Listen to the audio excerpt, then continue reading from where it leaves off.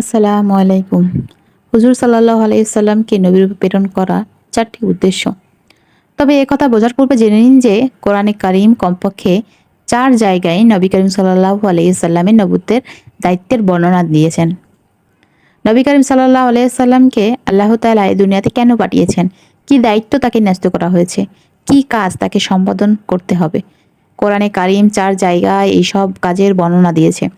সূরা বাকারায় আল্লাহ তাআলা ইরশাদ করেন, এই আয়াতে সর্বপ্রথম কাজ বলেছেন, আমি তাকে এজন্য পাঠিয়েছি যেন তিনি মানুষের সামনে আল্লাহ তাআলার আয়াতসমূহ তেলাওয়াত করতে পারেন।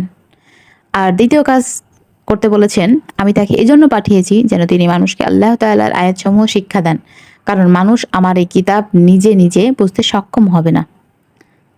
তৃতীয় কাজে বলেছেন, যেন তিনি মানুষকে হিকমত শিক্ষা দেন, প্রজ্ঞা ও বুদ্ধিমত্তার বিষয়ে শিক্ষা দেন, যেন মানুষ প্রজ্ঞা ও বুদ্ধিমত্তার বিষয়ে জ্ঞান লাভ করেন।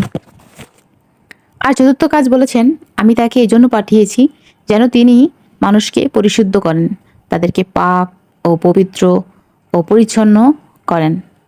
আশা করি আপনারা কথাগুলো বুঝতে পারছেন। ভালো থাকবেন সবাই। আল্লাহ হাফেজ।